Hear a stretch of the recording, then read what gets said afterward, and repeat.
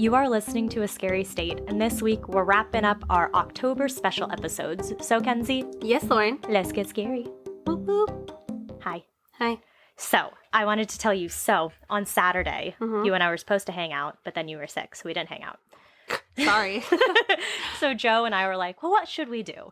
So, we did a ghost tour in Old Town. Fun. It was really fun. We stopped by a couple locations, and like the lady who was dressed all in colonial outfit with a little lantern with a candle in it told us all these different ghost stories all over Old Town, and it was a lot of fun. How great. I watched Beetlejuice. Did you? I Have you did. seen that before? Yeah. Oh, okay. Yeah. And we were in Beetlejuice in high school. And I was injured. Were you? Yeah, remember when the desk fell on me and I cut underneath my jaw? Oh, I do not. I couldn't even tell you how I did that because I was lifting it down and somehow it was under my face. I don't know. Naturally, yes. It hurt really bad, and I remember afterwards, it was when your mom had came. She's like, "We need pictures, smile," and it hurt to smile. Oh. And I was like, "Donna, I can't." I was literally, my title for my role was Woman of the Night. I was a receptionist. I had one line at the very end of the play. I don't think I had any lines. Or it was like those stupid ones where we had to make up our own line for like a scene. Yeah. Yeah. No, I had one line at the very end of the play. Oh. I had to remember that really long number. Oh, yeah. Yeah. I would have just made up a number. I think I might have. That's what I would have done. Clearly, Lauren and I were obviously the leads in all of our school plays. Oh, clearly. Yeah. I was the lead in one. I was so pissed. I was so happy I was with so myself. mad. I got to be a nerd, which I mean, you know. That's I was probably like, why I how was is the selected. person who can barely speak to a stranger going to be the lead in a play? I did amazing. Thank Yes, you. you did. You Thank did you. great. Thank which, you. in all honesty, it makes sense because the person who can talk to a wall cannot stand in front of a crowd and have a speech. Oh, see, I have absolutely no problem at all standing in front of people and talking. I panic. Yeah, see, that's why I was like, this is fine by me. But I did really like my role in that play. You had a fun one. What was your role? Wanda Small, Medium at Large. That was fun. It was fun. It was a good time. Do you have a Halloween costume yet? I'm just going to find something in my wardrobe that I can pass off as like a hippie chick Okay. and go from there. I mean, you did have that hippie party once. Exactly. You won't have any issues with that. No, probably not. Joe and I were going to be old people, Yeah. but then he changed his mind and he saw something online that he liked more. Mm. So now my outfit's cute, which is why I agreed to it. I'm going to be the Statue of Liberty, and he's going to be a cheesy New York City tourist. That's cute. Yeah. So he's going to wear like the high socks, and he has the shirt that says like, I love New York. Ugh, gross. I did get a cute Halloween sweater. Oh. 2. I got one that's just skeletons and one that's like Halloween. I love it. So, Yeah, me skeleton shirt. speaking of things, I have a present for you. I am nervous about this. I'm so excited. This is the present that Mackenzie has been like, last episode, she was like, Mhm. I have a present, but I forgot it, or it hasn't come in yet. It hadn't come in yet, and then it came.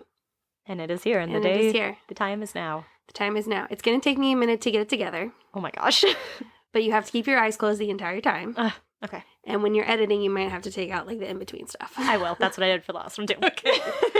Close your eyes. Okay. Don't open them yet. I'm going into the bathroom. Okay. Are your eyes closed? They are. Put your hands over your eyes. I don't trust you. Oh my gosh. You ready? I am. Okay. Okay, open your eyes. Oh my god! Mackenzie! And I got stickers! Oh my god! I was excited. These are We got merch! Got merch.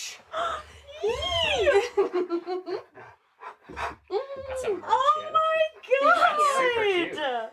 Where can we purchase some merch? Mackenzie! Those are awesome. Oh my god! Isn't that exciting? These are so cute! I know! Yay! And then stickers! Oh my gosh! There's 12, so I figured we could give them to friends and family. Oh my god! Right? This is so cute! Oh my gosh. I know, Roy, it's so exciting! Oh, this is so cute! I'm gonna put that. Okay. God, we have merch! I know! Oh, this is so exciting! It's official! Oh my gosh. I'm gonna wear this to work one day. Hell yeah. I don't know which day. We're not allowed to wear sweatshirts, but I'll find a day. I'm kind of making the whole week before Halloween and the day of Halloween my dress up time. Oh, yeah. Because I have so many Halloween shirts, so I'm just going to Yeah. I have my skeleton shirt, now my skeleton sweatshirt, and then I have my other Halloween sweatshirt that I was going to wear. Yeah. And probably this. I'm going to wear this on Halloween. I'm so excited. This is so exciting. So we can post pictures of it, and then So we have stickers and we have a sweatshirt. We have, it's nothing official yet, but if you are interested, let us know. And we can hook you up. Mackenzie. This is so cute. Best surprise ever, right? Oh my gosh, yeah. Happy Halloween. Happy Halloween. All right. Well, now that I have all this shock in me, do you want to read our Halloween? Do you see why I want to record your reaction? Yes. Oh my gosh. It's so exciting. I almost walked in with it on and then my coat over it. Yeah. But then I was like, well, no, because then she's going to be like, well, why aren't you taking off your jacket? That is true. And it's going to be very obvious. Suspicious. And so I'm like, okay, I got to put this off and then I'll change so that she has no idea. I didn't even think this. I know. You know, I had absolutely no idea what it was going to be. I know. I panicked for a minute last time. Why? Because when you were like, oh, I have a gift for you, I was like, no fucking way. Wouldn't that have been something? I would have died. I would have absolutely died. Well, you had all the designs on your side of the stuff. Yes. Yeah. But still, I know, that's just, it's where my mind went. Oh, my phone just reminded me there's one more thing that I need to ask. Okay. Actually, there's two things. There's one thing I need to tell our listeners, and then there's a second thing that I'm going to ask you. Okay. Number one, I was listening to a podcast, and they were interviewing this guy who works with turning over like false convictions for people, like people who were coerced into a confession, all that. So he was going into like what happens and what people do or whatever that leads to false confessions and things like that. Mm-hmm. And one of the things that he said was that in the United States, it is not illegal to lie about having certain evidence, even if you don't have it. Oh, like cops can lie to... Yeah. So yeah, they do that a lot. They'll be like, you know, we found whatever, or they'll be like, oh, your partner just told us everything that happened. Yeah. You might as well just do it too. Yep. And so my warning is, if for some reason you commit a crime, which I'm not saying you should, but if you do, Or if you're convicted. or of, if you're, you know, like arrested for a crime. arrested for a crime that you know you didn't commit, don't say a goddamn thing. Keep your mouth shut and get Lawyer a up. lawyer. Don't listen to them when they say to you, oh, well, if you're getting a lawyer, that means you look guilty. No, that means you're smart. Lawyer up. The judicial system is never going to be in your favor. Because a lot of times you'll listen to a case and someone's like, yeah, they wouldn't speak. They got a lawyer first. And while that does make it sound suspicious because Right. that's just what you immediately think, like, oh, they got a lawyer, they're suspicious. No. It is smart. Yep. Get a lawyer. Yep. Know your rights. Because when they literally say anything you say will and can be used against you, they're not kidding. Yeah. So keep your mouth shut, get a lawyer. And Oh, absolutely. Go from there. God, that would just be, that's one of another big fear is being like accused of a crime that I did not commit and Yeah. knowing I didn't commit it. It just is so scary. Well, and, you know, it was just so interesting the amount of false convictions there are. Mm-hmm. Like, just because, you know, they had this belief that it was this specific person or this idea, and so they're going to make them fit that narrative. Yeah. Oh, absolutely. And it's not even just police or investigators. Like, the guy was talking about medical examiners, like, everyone involved in the process. Mm-hmm. It can play a role in these false convictions. And the West Memphis 3, that's like the whole thing surrounding them is Yeah. that they fit this narrative of the crime. Oh, yeah. And so the cops were like, you guys did it. If you listen to everything, it's very hard to believe they did it. Mhm. But the cops were like, no, you fit the narrative perfectly like it was you. Yep. So that's, you know, PSA of the day. Don't go commit a crime, but, you know, people aren't going to listen to my advice. I'm not saying to do it. I'm not condoning it. if you're in the wrong place at the wrong time and you Right. get, One thing that I also Or if thought you of, commit a crime. I got my hair cut yesterday, and as Which they're like, it looks lovely. thank you. I love the red. It looks much better than the blonde. Thank you. I feel like it is more me. Yes, it is. But so as they're like sweeping up my hair or whatever, all I could think of was like, say you go to a hair person and they're like this awful person and they commit a crime and they put your hair at the scene of the crime. They don't pull out the roots.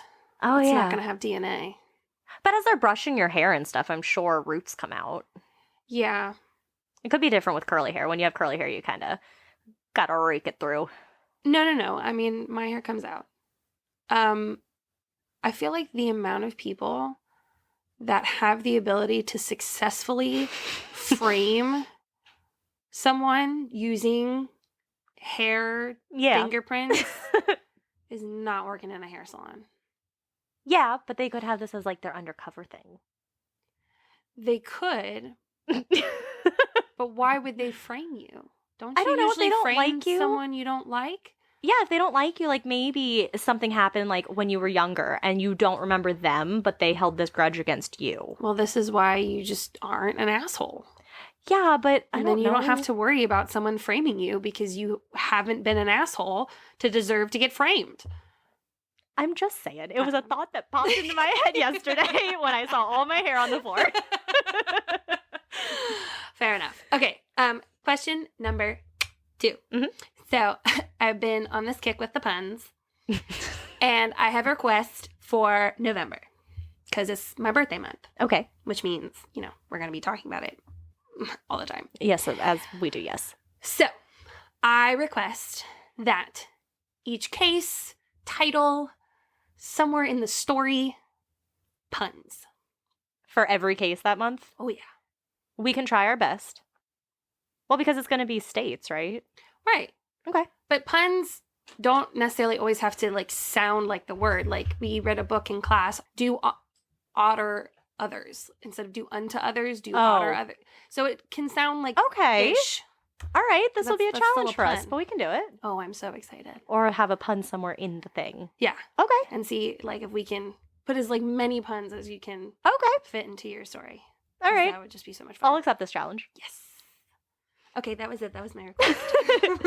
And also, what did you want to say to listeners? Oh, yes. So we've had some new people follow us and things like that. So, hi, welcome. Welcome. Thanks for being here. Happy you're here. If you are enjoying us, whether you have been listening or are new to listening, hop on over to whatever it is that you listen to us on. Rate us, leave us a review, give us some feedback nicely, please. We are sensitive. We have social medias, which some of you have found. Instagram and Facebook are both at A Scary State Podcast, and Twitter is at A Scary State Pod. So if you're new, then check us out. And thanks for listening. Yeah. And that's for everybody. Thanks for listening. Yeah, thank you. So we It appreciate means the a support. lot. Yeah. We got appreciate 2 it a lot. episodes at 1,000. Woohoo! Woo woo. Just got to get all of them there now.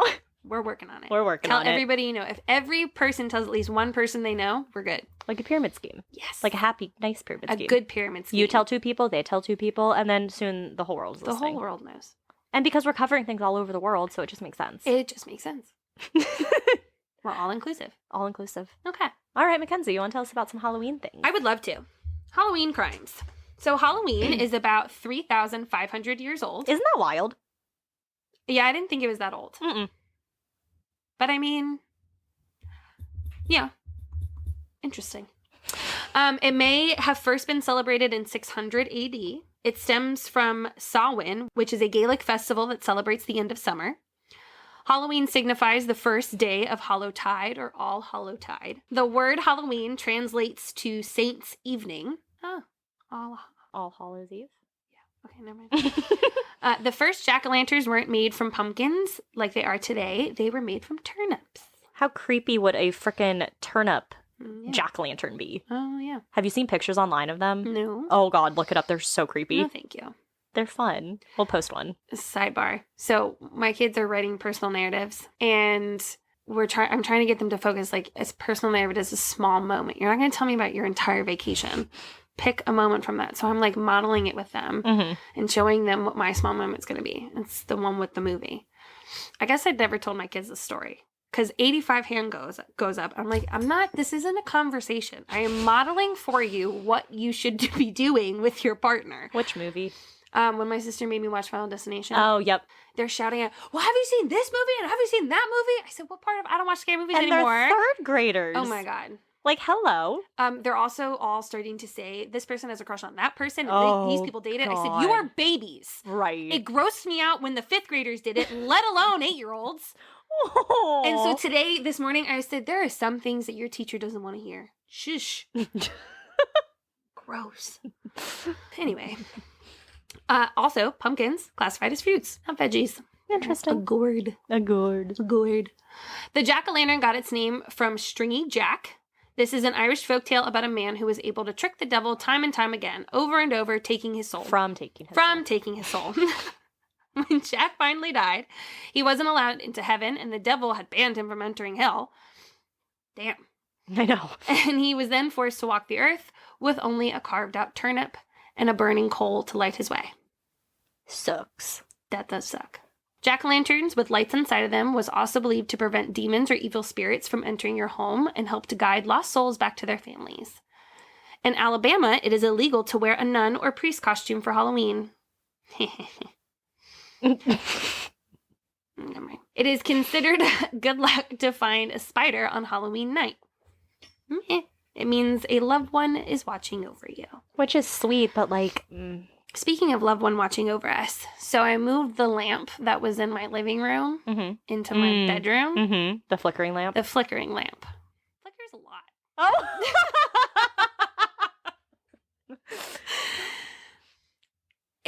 It flickers. No, here's the thing though. When it flickered, with you, it flickered a little bit and then it stopped. Uh-huh.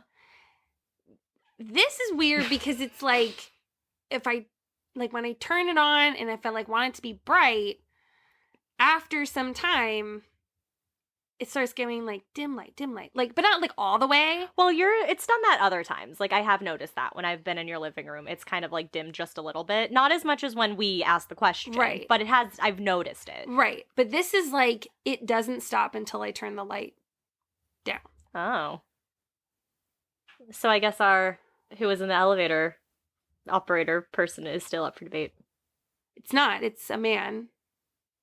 You're wrong. I'm not. You need a permit to wear a Halloween mask in Walnut Creek, California. That's weird. I know. The Spirit Halloween stores are one of the most popular Halloween stores in the U.S. I freaking love Spirit Halloween. I love the memes that are when the Queen died. I saw a meme on Twitter and it was Buckingham Palace with the spirit. Oh my god, I've seen that too. I thought that was funny. The Halloween film was actually at first going to be called Babysitter Murders. That's not a good name. No. I'm glad that they changed that. Cool fact, how they got the slasher sound was that they stabbed a knife into a watermelon. Isn't that kind of gross? Yes. But it was a good sound. Which one is that one? Halloween? Yeah. Michael Myers. So he had the mask, and he would follow Jamie Lee Curtis. Is that the one with the hockey goalie mask? No, that's Jason. Oh my god. Michael Myers, he had the white mask and the blue jumpsuit. The white mask was actually... Oh, blue jumpsuit. Okay, yeah. Was actually modeled after Captain Kirk. The Star Trek guy? Mm-hmm. Okay. Isn't that weird? Who's Jason?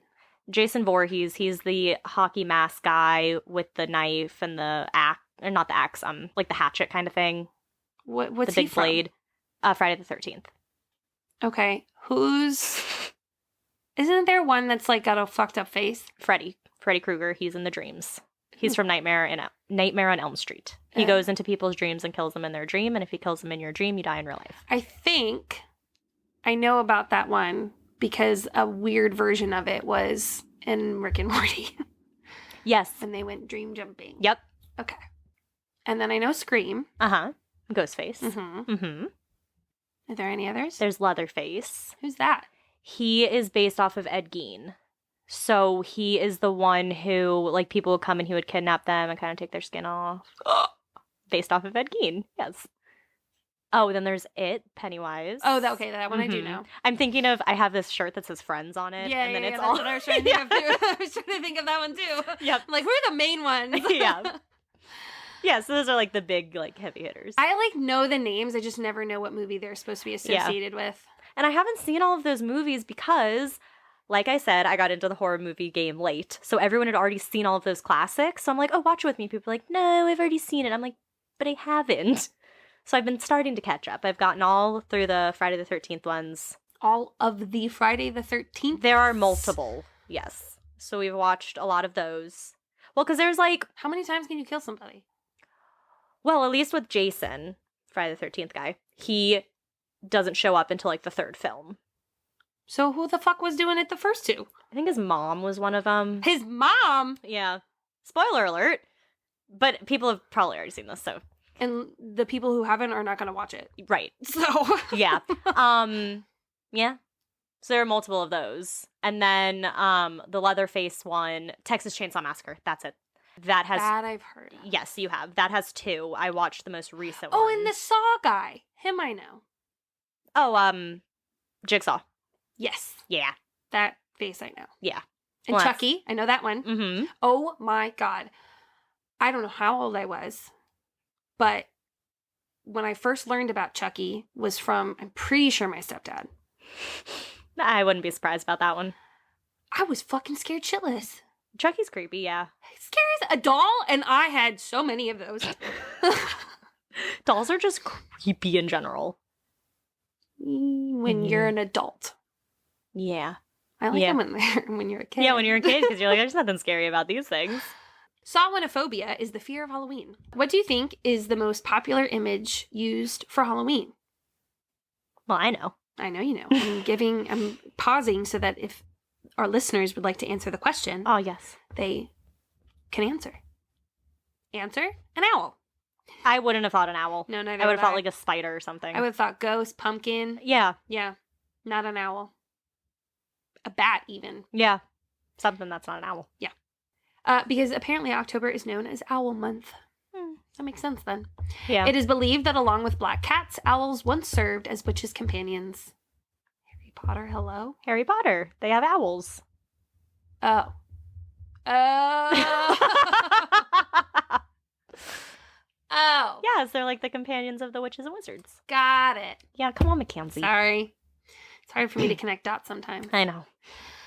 This is wild. There is a world record for fastest pumpkin carver, and that record is held by Stephen Clark of the U.S., and he carved a pumpkin, complete with a full face, eyes, nose, mouth, and ears, in 16.47 seconds. Isn't that wild? It is wild.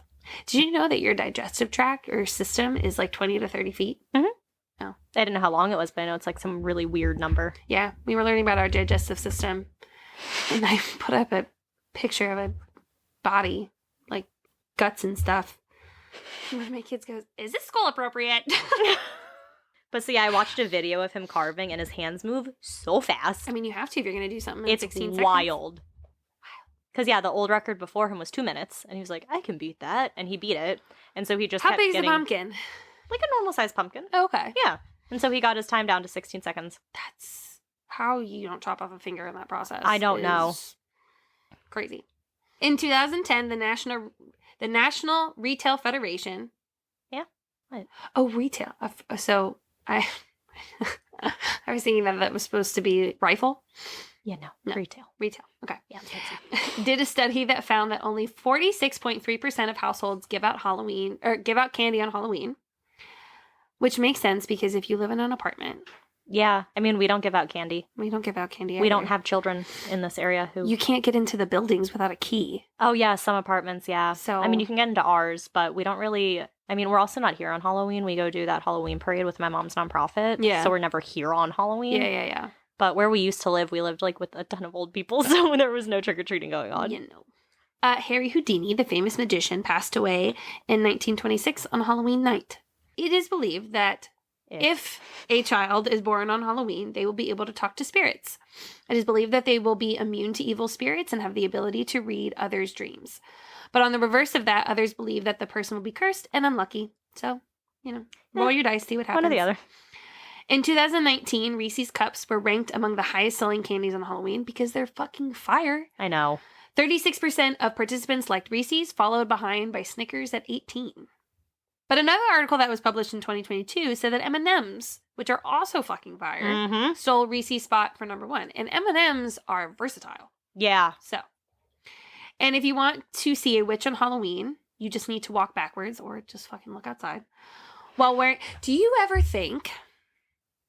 I always think this on Halloween. Because it's a time where you're wearing masks and people are dressing up as things that they're not, Mm-hmm. that the things that hide in the night come out. I actually literally just read a creepypasta about that today. It was this guy's a vampire, and he's like, Halloween is the one time of the year when I can walk around at night and be my true self. Right. Yeah. Anyway, so if you want to see a witch on Halloween, you just need to walk backwards while wearing your clothes inside out. And this will allow you to see a witch at midnight. Yeah. You can also make it snow and have a snow day when you wear your pajamas inside out and backwards. And do the snow dance. And flush an ice cube down the toilet. And sleep with a spoon under your pillow. Mm-hmm. Okay. We did that once, and then we had Snopocalypse. I tell my kids that all the time, and a couple of them have written it down. Oh, good. Yes, because a lot of instructions. We need some snow. Yes. We need snow in February and March when I have no days off. Stop tapping. Sorry. I agree. No days off. That's when we need. We don't need them right now. But I have to make up snow days, which is stupid. So I don't. So that's kind of not fun. So this is creepy. During the 1800s, on Halloween night, women would stare into a mirror in a darkened room. Absolutely the fuck not. I know. It is said that eventually the woman would see would see the face of her future husband in the mirror. I will not stand in a bathroom that is dark. No. I can't do it. And then you see my notes. Hate this. Would never try this. No, thank you. A full moon on Halloween is very rare, actually, and it only happens once every 19 years. This is known as the Metonic cycle. The last one was apparently in 2020, which, shocker. Yeah. So now we have to wait until 2039. At least we'll be alive. And I know that math was correct. Yes. Unlike last week. That's okay. So the movie we all love, Hocus Pocus, was actually supposed to be called Halloween House and was originally going to be much scarier and darker. Which I would have been very interested in seeing. Like a darker version of Hocus Pocus. Oh, I think that would have been really cool. Roy and I don't agree. And October 31st is National Doorbell Day. How fitting. Right. So yeah, I got a little carried away with my Halloween notes. I love because it. I was like, because yeah, I always do like the notes or like the state facts or whatever. And so I just kept finding all these really fun articles and I was like, I have to add this. I have to add this. So just kind of went a little overboard there, but That's you know. okay. So what I have for you today. So Halloween 1957 was like any other Halloween night in Los Angeles. It was a Thursday night and was a comfortable 64 degrees, partly cloudy. That sounds really nice for Halloween. I know. Peter and Betty Fabiano had just finished up with late night trick-or-treaters and were finally in bed and asleep at 11 p.m. The website that I was looking for stories on had this, and as I was scrolling, I saw it. Yeah. And I was like, oh, no, can't read it. I don't want to know what happens. Yeah, good. So you don't know what happened. I don't know what happens. Okay, good. So a little about this couple. Betty, who at the time was 36, had red hair and had 2 children from a previous marriage. Her children were teenagers at the time. Peter was 35 and he owned a successful beauty salon and had been a World War II veteran. He actually was his wife's hairstylist, which is very convenient. That's cute. So the two had met in the 1940s after Betty had already divorced from her first husband. She was a beautiful divorcee with 2 children and Peter was an ex-Marine. Peter and Betty met in New York and lived there in Kingston for a bit while Peter worked as a truck driver. The two then moved to Los Angeles in 1956 and opened 2 beauty shops. So they seemed to just be the picture-perfect couple with a perfect marriage. Yeah. So back to our events. Just after 11 p.m., the doorbell rang. Annoyed and kind of angry with being woken up so late by a trick-or-treater, Peter, with a candy bowl in hand, went to answer the door. The first thing he noticed was that this trick-or-treater seemed taller than most of the kids who had stopped by their house that night. He also noticed that the person at the door had a weird appearance, which is saying a lot because it was Halloween. The person had a garishly painted face, meaning it was painted in bright colors and looked unpleasant. I was just about to say, what does that mean? Yeah, I didn't know what it meant either. I had to look it up. The person was also wearing a domino mask. So that's kind of like a superhero-esque mask. Oh. Yeah. They were wearing men's clothes, which included blue jeans, a khaki jacket, and red gloves. Peter took in the person in front of him and asked, "It's a little late for this, isn't it?" Holding up a paper bag, the stranger answered in a deep voice, "No." That paper bag had been concealing a gun, and when the stranger lifted the bag up, they shot the gun point blank at Peter. Only one shot was needed for Peter to go down. Obviously, the sound of the shot made Betty rush downstairs into her husband's side, but the shooter fled before Betty made it downstairs. The sound also woke the couple's young 15-year-old daughter, Judy. So Judy was from Betty's previous marriage. Judy, seeing what had happened, ran to their neighbor Bud Alpert's house. Bud happened to be a police officer and worked for the LAPD. The LAPD? There's this really funny Saturday Night Live skit, and they go like, "Stop LAPD." It's so funny. Okay, so Bud called his department, and within minutes, more police officers were on the scene. Peter was transported to Sun Valley Hospital, but was pronounced dead upon arrival due to the gunshot to his chest. So where the Fabianos lived was very close to North Hollywood, and that is where the stranger ended up fleeing to after the shooting. There had been one witness to the shooting, though, a 15-year-old boy who had seen a car speeding away from the neighborhood, but that's literally it. No shells from the gun were left on the scene. Nothing had been taken from the house. Literally, there was nothing there. Yeah. When the press found out about the murder, they dubbed it the trick-or-treat murder. So the police arrive at the house and start their investigation and questioning and all that stuff. At first, the police began to speculate that maybe this had been a gang hit, as the point-blank shooting had characteristics of a gang hit, but Peter was a pretty clean guy.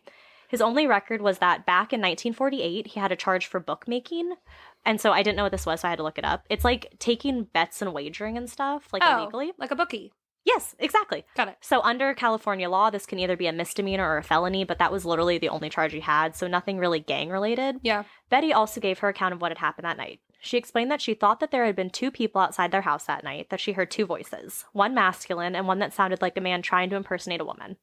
Betty was then asked if Peter had any enemies, and Betty gave one name, Joan Rabel. Joan was questioned, but without enough evidence of any involvement, she was released. So let's rewind just a bit. Fabiana's salon had a few employees, but one of those employees was Joan Rabel. Joan was 40 and lived in Hollywood. Not too much is known about her, though. Some reports say she was born in Philadelphia, Pennsylvania in 1917, while others say she emigrated to the U.S. from Lithuania. We have listeners in Lithuania. What up?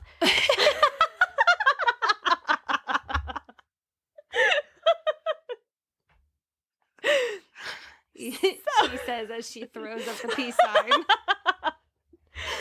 So, not much is known about her early life, but she was a photographer, a writer, and a sailor, having sailed around the Americas to Hawaii and back, just kind of going all over. But in 1957, she was divorced and working for Fabiano in his salon.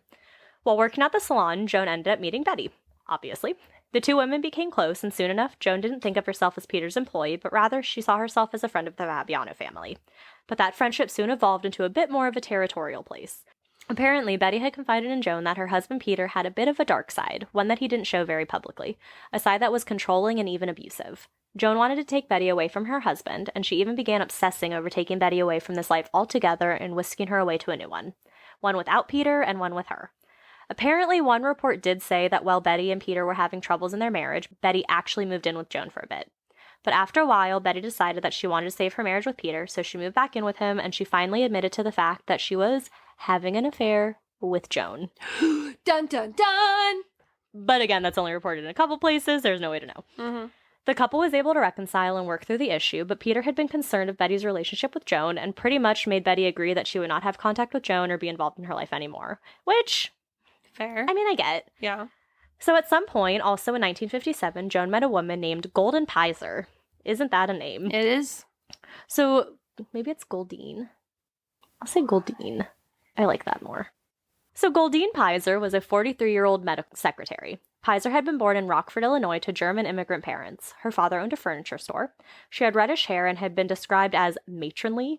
In 1940, she moved to LA and took up that job as a secretary. On October 29th, 1944, she married a man named Herbert Crome, who was a naval pharmacist, but at some point, her and her husband got divorced. It was rumored that a main reason their relationship failed was because Goldine had been suppressing some feelings in part of who she was. It was believed that Goldine was gay, which at this time, big no-no. Bueno. So at this point, Goldine is single, and that is when she met Joan. The two formed a quick friendship and soon were spending all of their free time with each other, going out to eat, drinking coffee, and of course gossiping. At one point, Joan described their friendship as coffee clatch friends. So that's like a legit term. It just means a group of friends who get together over coffee and just talk. The friends. Yeah. The tea comes out over coffee. As it does. And during one of their talks, Joan revealed a lot of what Betty had told her. So her issues with Peter, the dark side Peter had, the issues they've been having in their marriage, how Betty wasn't really able to hang out with Joan anymore, kind of all that information.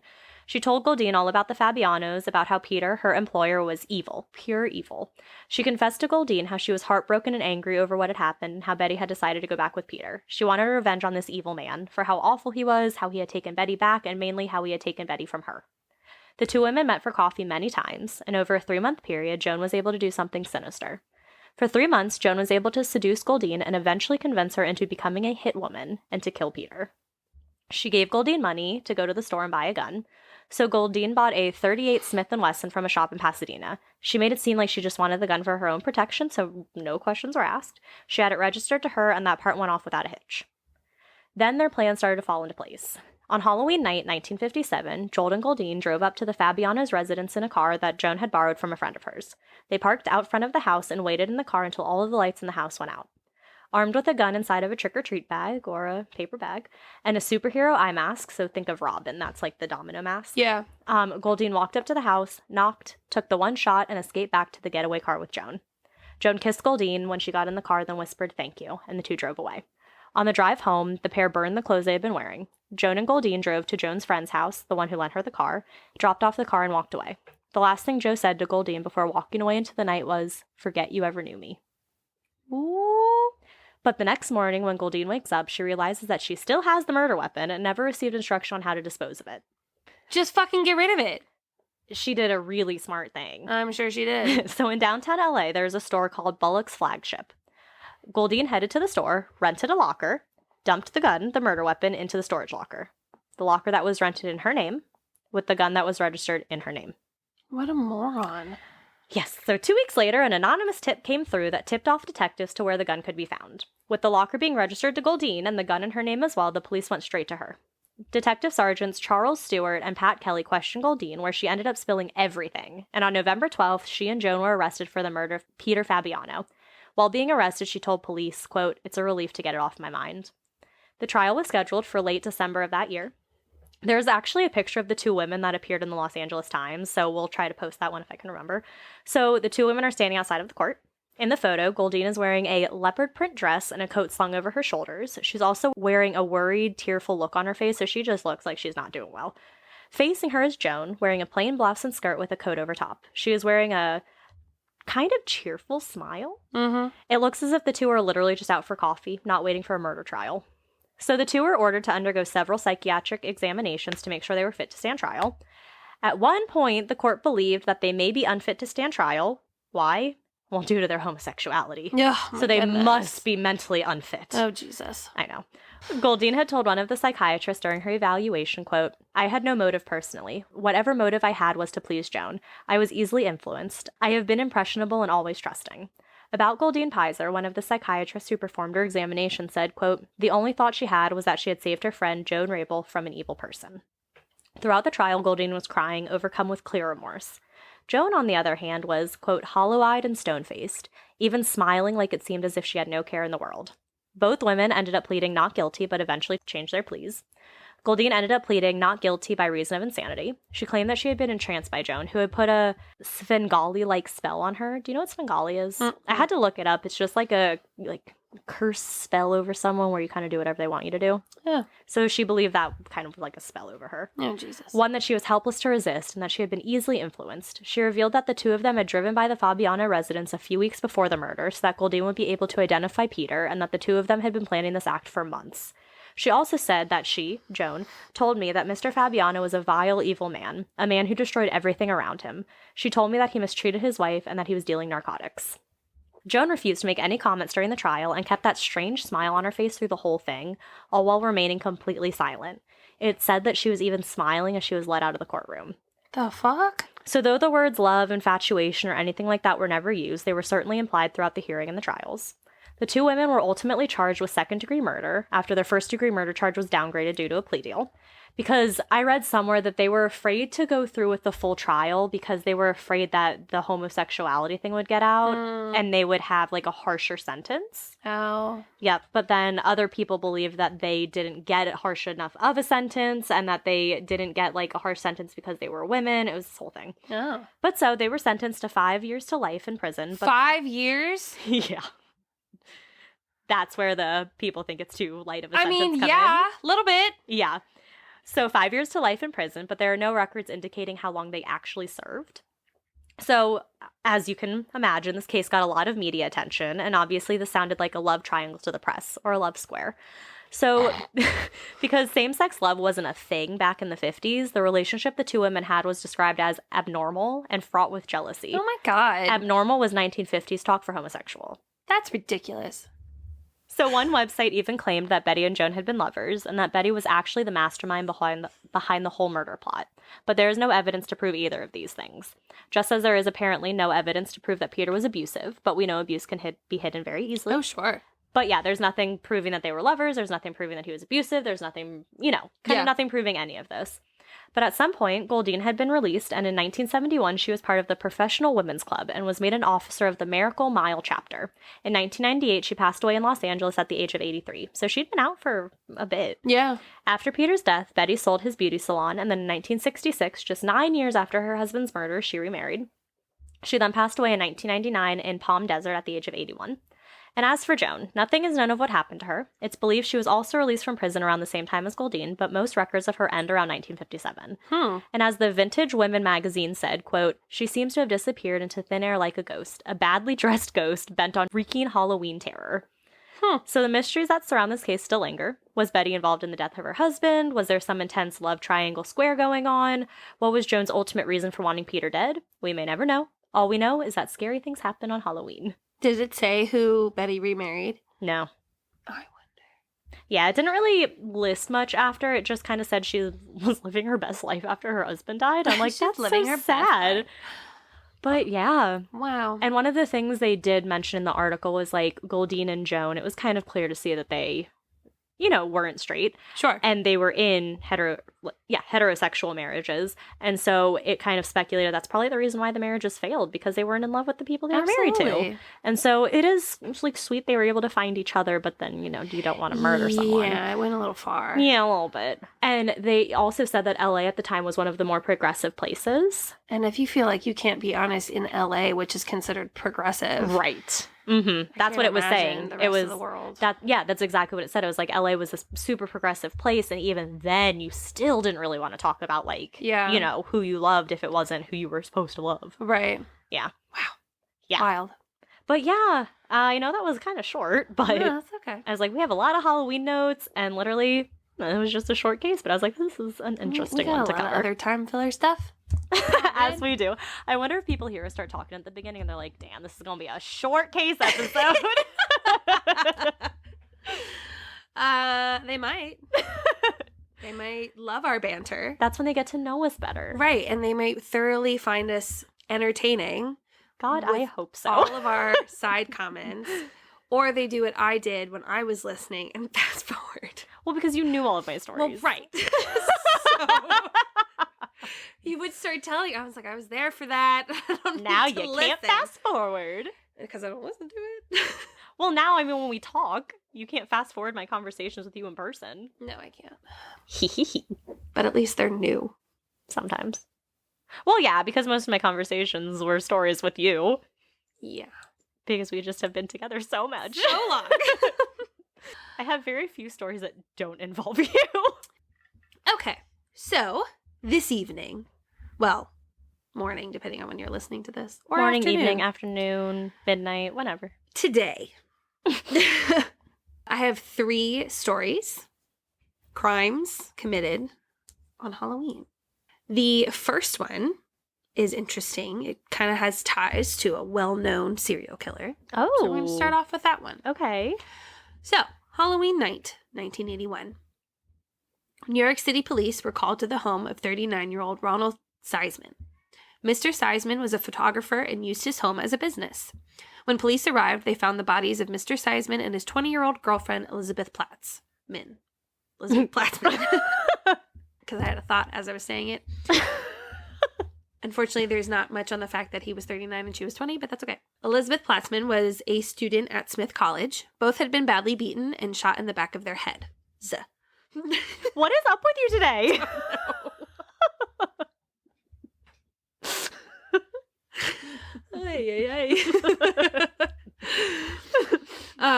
The apartment looked to have been ransacked by the perpetrators, and Mr. Seisman, do you say .25? No, you don't say 20.25. I don't think you say point. You just say 25 caliber, right? Yeah. Okay. Yeah. That was gone. Handgun. Missing.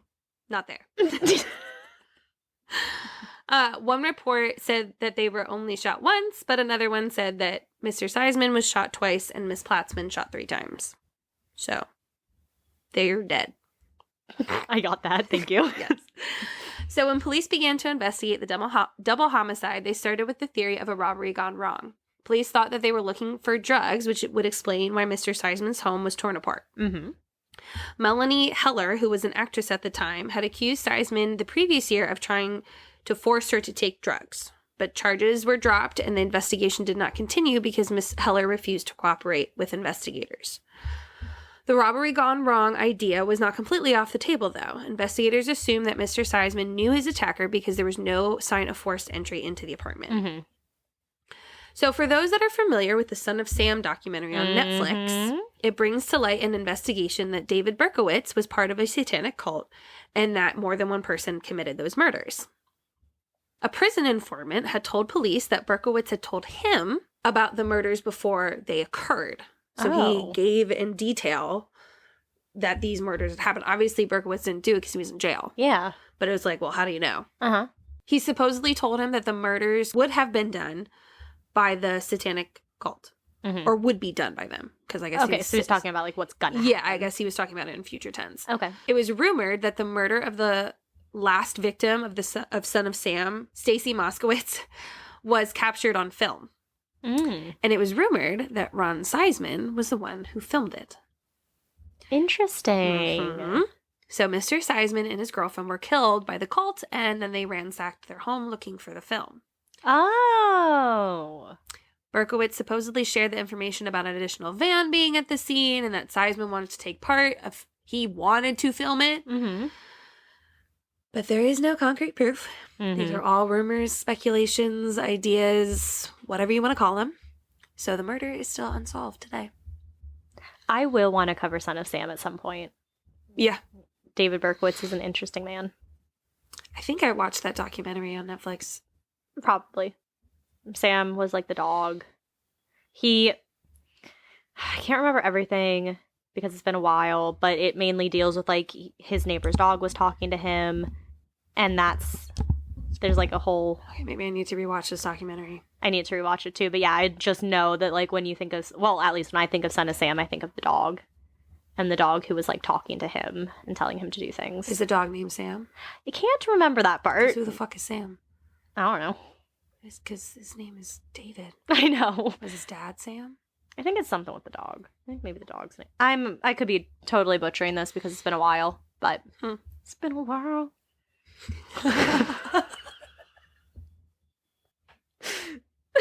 That was good.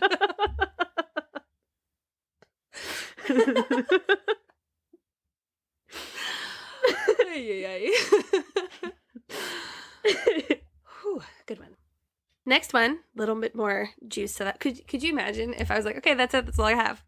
I mean, I'd be like, well, we're already at an hour, so we're going well. Oh, good. I still have 2 stories left. Oh, good. So in 2004, so fast forward a bit, Lauren Menz, a 27-year-old volleyball coach, and Adriana Insogonia. It's the last time I'm going to say their last names. Okay, good. An engineer for Napa Sanitation District became roommates in a small home in Napa, California. Their friends Ben Katz, Lily Prudhomme, and Eric Kopel helped the girls move in and celebrate their new home. Later that summer, Leslie Mazzara from South Carolina moved in with the girls. Leslie was a former beauty queen and a public relations specialist. So we have Leslie, Lauren, and who's last name? Adriana. Okay. I wrote Adriana there. That's not her name. It's Adrian. I put an A there, but it's really E. Okay. So Adrian, my bad. So Leslie, Lauren, Adrian. Okay. Leslie had decided to move to Napa after breaking up with her boyfriend. The 3 girls got along very well and enjoyed living together. On October 28th, Leslie brought home a boyfriend in the middle of the night. The other girls were kept up by Leslie and her boyfriend's lovemaking. And the roommates had a discussion about what should be the protocol with bringing home boyfriends. And Got to love thin apartment hotel wall or college apartment walls. I don't know why I college hotel. That'd be interesting. We do have a hotel on our college campus now. I think so do we. It's for the hospitality majors. I think we're building one or something like that. I don't know. But yeah, those thin walls. I had roommates as well. But did I tell you about my roommate once? Joe was over. And she had been with a guy. She's gay now. She's married to a woman, but she had been with a guy. And she comes into my room and her mouth is hanging open. She's like, I got lockjaw and I can't get it out.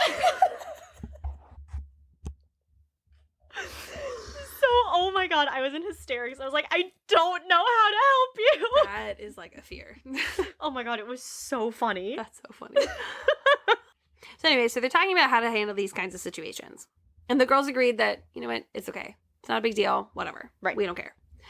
So on Halloween night, the girls spent some time handing out candy to trick-or-treaters, and they went to bed around 11 p.m. Leslie and Adrian had separate bedrooms upstairs, and Lauren's room was downstairs. Around 1 a.m., Lauren was woken by their security light going on, assuming that it was just an animal. She had said something like, I guess one of them had cats, so she thought, well, maybe it might be the cat. And Lauren had like a small dog, so quieted the dog, went back to sleep, no big deal. A few minutes later, she heard the sound of someone entering the house and climbing upstairs. Her first thought was that it's probably another one of Leslie's boyfriends. And I mean, that is what you would think in college. Like, if I heard random people coming in and out of my apartment, I would just think it's my roommates or their friends or this or that. Exactly. Like, we've had people stay with us before who just randomly walk in. They're young enough for that, and like, especially because it had happened a couple nights before. Yeah. So Lauren again had drifted off to sleep, and then she was startled awake by a commotion.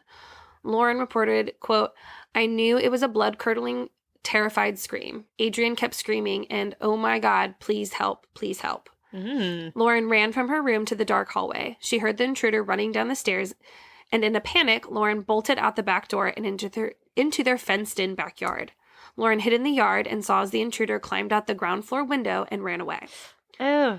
She was unable to see his face, but she went back inside when he was gone, and she ran upstairs to check on her roommates. No idea what she was going to find. Yeah. Both Adrian and Leslie were lying on the floor in Adrian's bedroom. Both had been stabbed multiple times. I think it was Adrian, they had said, was like still alive-ish, but she was very close to death. Yeah. She was bleeding out. And so Lauren couldn't, for some reason, there was an issue with like phone connection. Oh, so like she tried to call. Yeah, so like okay. she tried on the landline and it didn't work. Or she might have even tried on her cell phone. But when she was like running out of the room to go call, she like slipped on their blood. Ugh. Yeah. So she said that in a interview she gave, she said that she couldn't, the phone call didn't stay connected when she had called 911. That's so scary. So she had to, so she like got into her car and like drove around, I don't know, and called. But anyway, by the time that the police arrived, both girls were no longer alive. Oh. Yeah. So, during their investigation, police wanted to understand the motive behind the attack. Who was the target? Why was Lauren's life spared? Amy Brown was a friend of Leslie's growing up, saying none of Leslie's boyfriends seemed like the type of person to be a killer. Police's first line of investigation was that Leslie was the target and Adrian came to her aid and was killed in the process. Leslie was new to town and wanted to meet people. She had been set up on a lot of blind dates, and police started to wonder if any of these men were behind the attacks. It looked to investigators that Leslie was attacked while she was sleeping, and Adrian looked like she was able to fight back with her attacker. The killer seemed to have been injured in the attack because police found blood on the blinds from the window that the killer escaped from. Okay. Police had his DNA and now needed someone to match it to. Police had also found some cigarette buds and sent them to see if the DNA matched the blood found at the scene. I had also read that they didn't, like the police didn't tell the public about the cigarettes.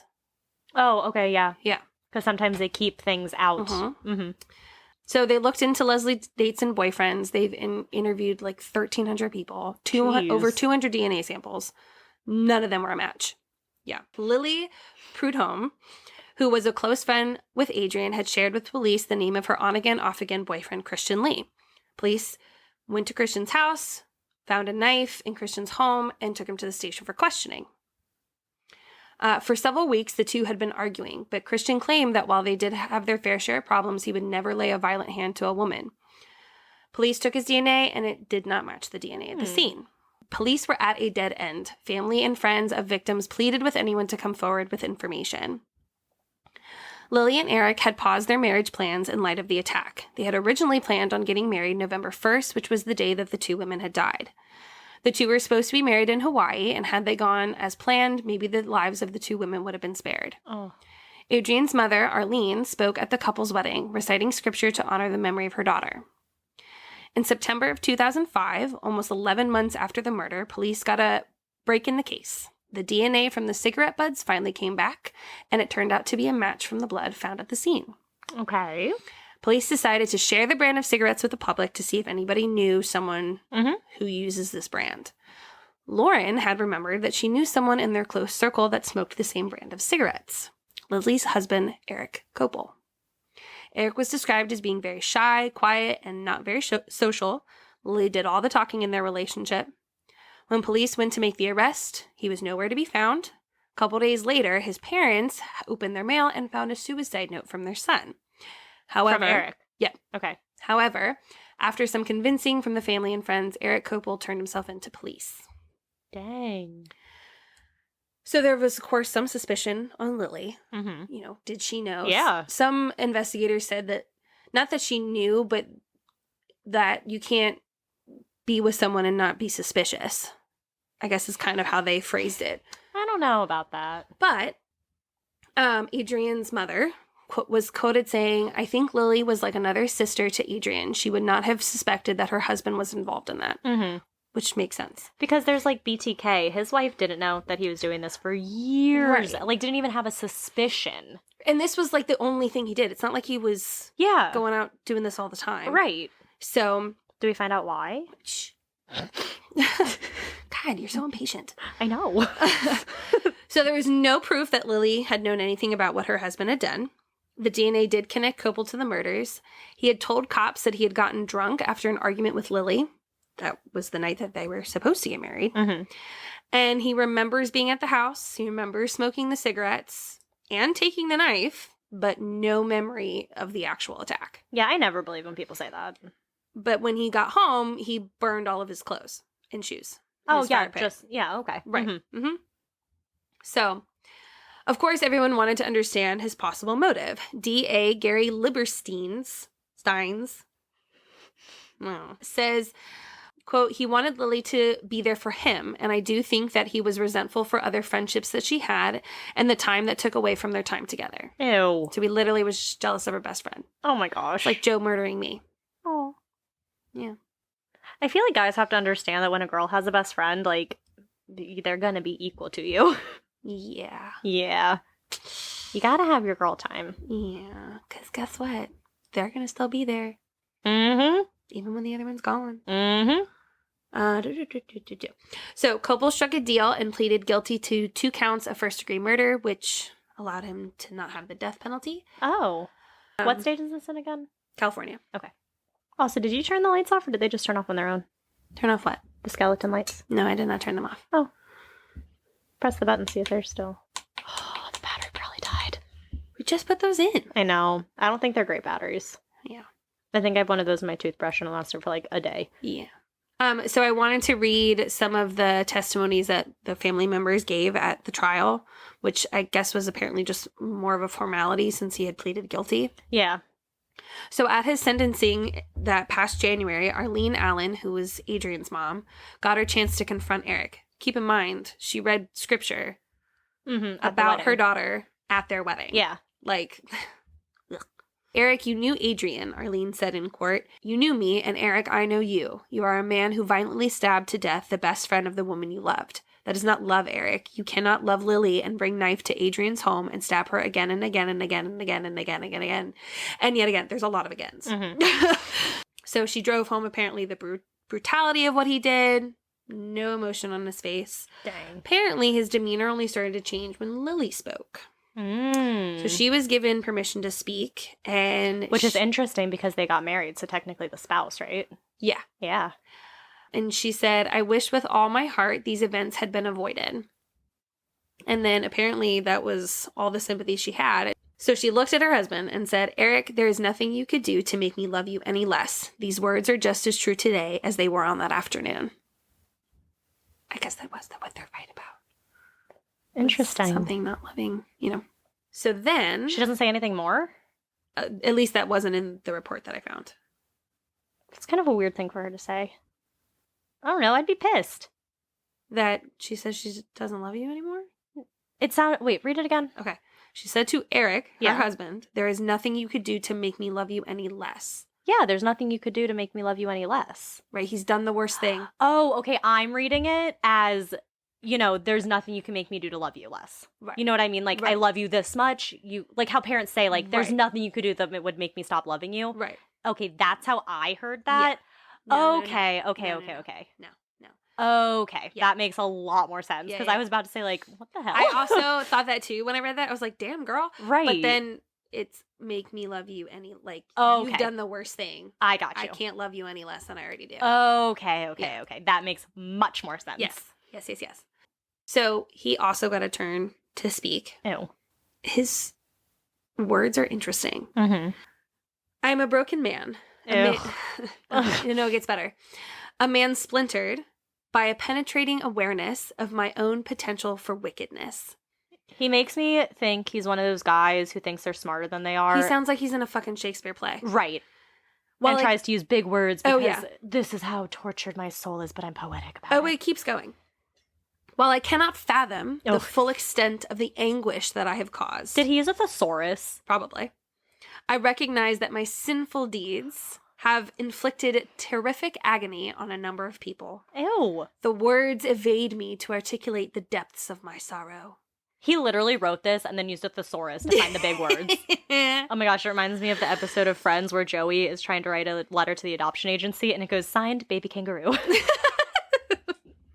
So I guess the judge only allowed some parts to be recorded, but Interesting. apparently he went on to say, I was afraid my relationship with Lily, the singular ray of my light in my black world, was in peril of collapsing. Eye roll. Yes. Yep. So in his own mind, he believed that Adrian was the reason why Like a threat. Lily didn't want to be with him anymore. So now he's in prison for life. I feel like he also needs mental health help. No possibility of parole. Good. Well, I mean, he was supposedly hammered and still had the wherewithal to come home and burn everything. Right. So, And to bring the knife. Yeah. And to do all, yeah. like, you remember being at the house, Mm-hmm. smoking the cigarettes, having the knife in your hand. And then the next thing you know, you're at your house. Like, I don't ever believe those stories where people are like, I blacked out, I don't remember anything. I'm like, okay. You remember something. Right. Like, look, I've had my fair share of hazy nights, but. So, the last one. The true Halloweeny one. Okay. That's why I saved it for last. And don't spoil anything because you know about it. Do I know about it? You're the one who told me this one. Oh! You said I should do this one. I don't know this one that well. Okay, good. I heard it like a year or two ago when another podcast did like a Halloween episode. And then I looked at it briefly. And then I was like, I might cover this. I might cover something else. So I did not read into it. Excellent. So this next story is the catalyst, I would say, Mhm. for why Halloween candy being poisoned or messed with is such like a big to-do. And we also got a request from someone, one of our listeners, who wanted us to cover like poisoned candy. Yes. Do you have here their we name? go. She was the one who sent us the really funny meme. Oh! The Little Miss one. Oh, did she really? Yeah. Oh my It was goodness. the same person. Amazing. That was such a good one. That was a good one. If you have any meme ideas, Yeah, send them to us. I'm running out of ideas. Please help me. It was Shaylee.Elizabeth. Ah, Mm-hmm. yes. So thank you. Thank you. This helped us come up with some of our story ideas. This is for you. So, on the evening of Halloween 1974, Ronald O'Brien took his kids to trick or treat with their neighbors, the Bates family. O'Brien had with him his 8-year-old son Timothy and his 5-year-old daughter Elizabeth. So, some reports say that the families had dinner together and were trick or treating in Bates's neighborhood. Others say that both families went to a neighborhood nearby. Bates is indeed O'Brien's neighbor. Mm-hmm. And long story short, they were together. Okay. So the families came upon this dark house, no lights on, indicating that probably no one was home or at least didn't want visitors. But the children rang it anyway, which is rude, in the hopes that they could get some more candy. Mm-hmm. But there was no answer. So, disappointed, the kids and Mr. Bates continued on. O'Brien had stayed behind for a few moments, and as they were traveling to the next house, O'Brien caught up with them, and in his hand he held some pixie sticks. He told everyone that the people who had lived had finally answered and gave him some candy. There was enough for all the kids, and an additional one given to a neighborhood kid, that both the Bates children and O'Brien's children were able to get one, and then the neighbor kid making 5. Okay. I loved pixie sticks. I fucking love pixie Mhm. sticks. just dump the sugar right in there. Did you ever get those really big ones that were like plastic? No, but that's what this is. Oh, okay. Yeah. So that's what this is, by the way. These are Oh. the big ones, not the paper ones. The fun ones. Yeah. Fun Because, and I realized that as I was reading later on, which I'll get to, because I was like, how the fuck did you do that to a pig? But it's the big ones. Oh, okay. So, Well, those are the good ones. yes. So, All the sugar. all the sugar. It doesn't give you a sugar high, it just gives you a stomach ache. Yep. One of my kids had brought candy for a snack. She'd eaten a bunch. Miss, no, my stomach hurts. I said, do you think it's all the candy you eat? She's like, yeah, probably. Oh, And I oh, said, that's adorable. I'm sorry, bud. Good thing she wasn't like, no, it wasn't the candy. You're right. So it began to lightly rain, and the families had decided to head home for the night. Before bed, Timothy asked if he could have at least one candy from his collection. O'Brien agreed, and Timothy picked out the pixie stick. So Timothy picked it out. Okay. Just keep that in mind. Timothy picked it out. And Timothy is O'Brien's son. O'Brien's. Okay. He had trouble getting the seal open, so his dad had to help him. The top part of the candy was hard and kind of difficult to get out and swallow, and it also tasted odd.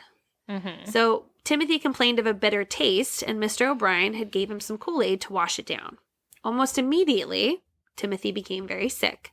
He began to vomit, and when he started convulsing, Mr. O'Brien called 911. By the time Timothy got to the hospital, he had died. Oh. Yeah. So How old was he? 8. Oh my I God. know.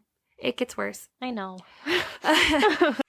When Houston prosecutor Mike Hinton heard of Timothy's death, he immediately began investigating. Okay, I'm going to say this guy's name. I don't know really how to say it, but it's the only time I'm going to say it. Okay. He called Dr. Joseph A. Jaminski.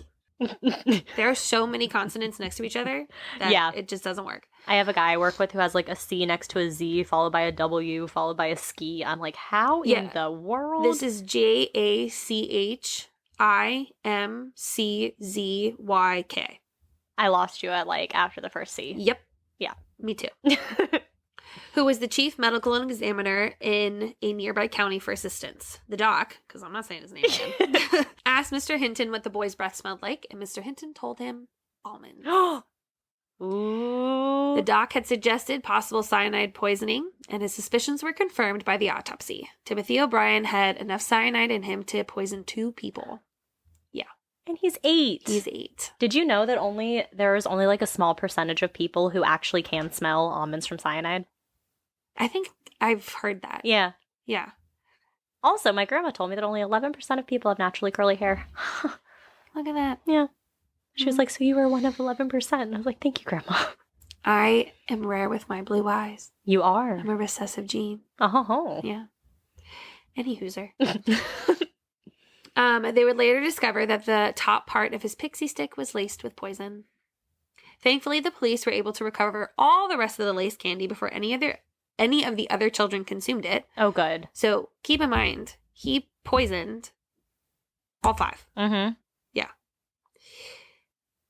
One child was found asleep with it in his hand, and he had trouble getting the resealed top thank off. God. And so, but like his parents didn't even know he had it. Yeah. Well, I mean, because like, honestly, you're not really looking through your kid's candy. Right. And so I guess he had like snuck a piece into bed, Oh. but he couldn't get the resealed, like stapled thing off. And because he couldn't get it off, that's why he didn't eat it. Good. Or else, like, he could have. Do you touch on the staple? Yeah. Well, kind of. Okay. Not really. That was the only kind of staple part. Oh, But okay. yeah. Because typically those pixie sticks aren't held together with a staple. Well, I don't think they knew that in 1974. I think they did. I think they've always been sealed. And Well, so yes, but that's the weird part was that there was a staple. Yes. My thinking was when I first read staple is I was picturing the small ones and I was like, why the fuck would you staple that? Right. The staple wouldn't even fit. How did he Yeah. have trouble getting that open? And then I realized they were talking about the big ones. Yeah. Because then there's some plastic residue and all this Mhm. shit in there. And I was like, oh, There we go. that makes sense. So the police questioned O'Brien about the events that occurred that night, and O'Brien shared with them that the area that they had trick-or-treated in and the last house that they had went to. It was discovered that this was the home of the Melvins. Mr. Melvin had an alibi for that evening. He was not home. He had been at work, and his daughter and wife had turned off the lights because they didn't want to Mhm. answer anybody. Witnesses claimed that O'Brien was very remorseful at both the funeral and the hospital. However, it was later discovered that O'Brien had recently taken out a life insurance policy on both of his children. He had taken out a total of $30,000 on each child. Dang. He was hundreds of thousands of dollars in debt and owed a substantial amount on various loans. They had to sell their family home to cover some of the costs. It was also discovered that Mr. O'Brien made a call to his life insurance company asking about the money. And it was reported that he called at 9 a.m. the following The next day. morning. Oh my God. Yeah.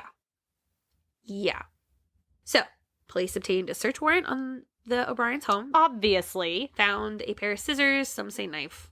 Mm-hmm. Sharp object that had a similar plastic substance that had been found on the pixie sticks, along with residue of the tainted pixie sticks. And so then they obviously took Mr. O'Brien in for questioning. He kept changing his story with the police, never keeping it straight. Naturally.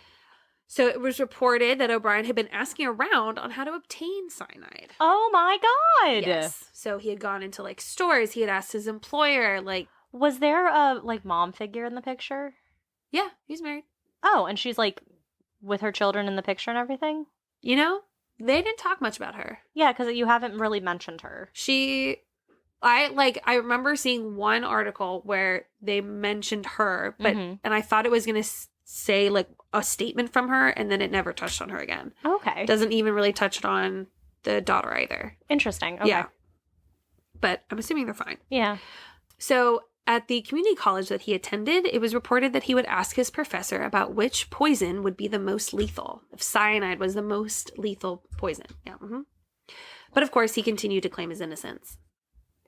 Did you know there's an apothecary store or an apothecary museum in Old Town, and they do a poison tour? Ooh. Yeah.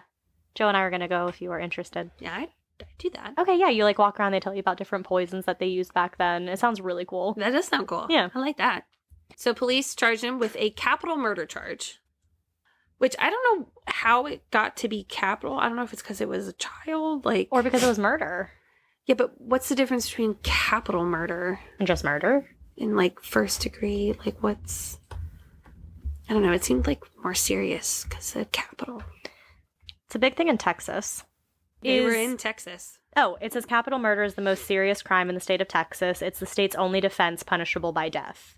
Yeah. So okay, I guess that makes it's sense. in order to give Yep. someone the death penalty. Got it. And they are from Texas. This is where this story took place. Yeah, it says the state will charge you with capital murder if the prosecuting attorneys believe you murdered someone under one of the circumstances that is described by the capital murder statute. And then it goes into the whole statute. So Sure. he must have fallen under one of those I'm sure. categories. So he was charged with capital murder and 4 attempted murders. Yeah. Because he got the 4 other pixie sticks. Mm-hmm. And with the physical evidence and witnesses claiming to see O'Brien trying to buy the cyanide, he was convicted on all counts. Where do you buy cyanide? I have no idea. That was the other thing that they kept mentioning was that, like, he was having trouble because all the places that he found, it was, like, large quantities. And he didn't want that much. Oh, yeah. But I also read one where he'd taken out the life insurance policy, but it was on everybody, his whole family, wife, kids. But he took substantially more money out on the children than he did him and his wife. Yeah, which is just weird. Yeah. And when I was reading it and it said that Timothy had picked the pixie stick and like he gave it to all the children. Mm-hmm. He had given it to his daughter. Mm-hmm. And I'm like, if he really wanted this big payout, was he just going to let the events unfold eventually? Probably. Because he apparently got the life insurance policy like mid-October. So my thinking when I was reading this was that maybe he knew he was going to do the thing with the Halloween candy. Yeah. And then there would have been enough time that had passed. That it wouldn't have seemed suspicious. That it wouldn't have seemed suspicious. Yeah. Because it would have been a while past Halloween whenever he got around to eating the candy. And if it had been long enough time after, it could be like, where'd they get this candy? I don't remember. We went to so many houses. Right. But Dad had him wash it down. Like, Dad saw him take the pixie stick and he's like, yeah, go for it. Yeah. I don't know. So, I wish it had touched a little bit more on, like, why the sun? Yeah. What, I had so many questions. Yeah. Which I couldn't find too much on. I had found one that was, like, talking about, like, his appeal. Mm-hmm. And I got a lot of the background from that. But once I started continuing, I didn't want to read the whole court case. Yeah. So, this is what I got. Yeah. And he was sentenced to death. Mm. He tried to appeal, but even brought it to the Supreme Court. All of them were denied. Dang. Every single one. All of them said, nah, Wow. you done. And so he was given lethal injection on March 31st, 1984, and died at 12:48 a.m. And this was his last statement. What is about to transpire in a few moments is wrong. However, we as human beings do make mistakes and errors. This execution is one of those wrongs, yet doesn't mean our whole system of justice is wrong. Therefore, I would forgive all who have taken part in any way in my death. Also, to anyone I have offended in any way during my 39 years, I pray and ask your forgiveness, just as I forgive anyone who offended me in any way. And I pray and ask God's forgiveness for all of us respectively as human beings. To my loved ones, I extend my undying love. To those close to me, know in your hearts I love you one and all. God bless you all, and may God's best blessings be always yours. Again, eye roll. Right. Like, you're the reason you're here. It's no one else's Forgive fault. you if you've taken part in my death. Right. You're the reason you're there. Right. Solely you. Yeah, I thought that was a little... And the whole, I will forgive anyone. Right, Shut exactly. up. Like, stop being all high and mighty. Yeah. So rumors of lace candies and razor blades have been passed around on being passed around on Halloween have continued to haunt the night each year. In 2000, a man was convicted for putting needles into Snickers bars. Thankfully, the only injury was just a pinprick to a finger, and no kids have died from a candy-related incident like Timothy's since his death. Dang. So, like, tainted candy. Yeah. Things like that. So, those are my horrific Halloween crimes. What one of my coworkers told me is what his family would do is they would go trick-or-treating, they would get all their candy, and then the dad would literally throw the candy away and have candy that he had bought them and give them that instead. Because he knew that the candy he bought was safe.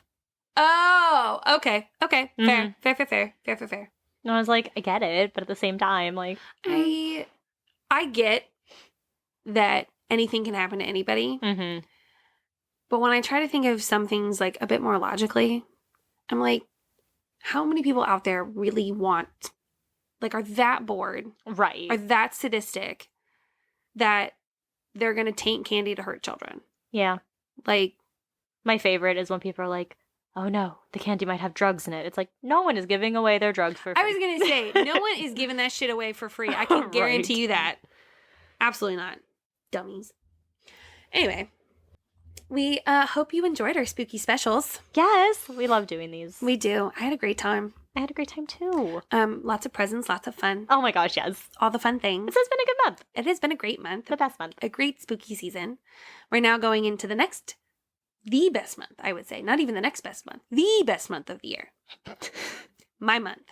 Your month. My month. I always got so jealous of people like you who had like their birthday at the end of the month or the middle of the month. So they're like, this is my month, and they can like celebrate up to their birthday. Mine is the second day of the month. So I can't have like to a wait celebration. 24 days Yeah, but you to can still truly be like, make it about myself. my birthday month, my birthday week. I get 2 days. And then my birthday's over. Well, if I were you, I would just say it's your birthday month. Who gives a shit what day it falls on? Well, because then it's after your birthday. And people So? are like, but your birthday already passed. You're like, yeah. So, it's your birthday. That's true. Yeah. If you guys thought I was self-centered now, just wait.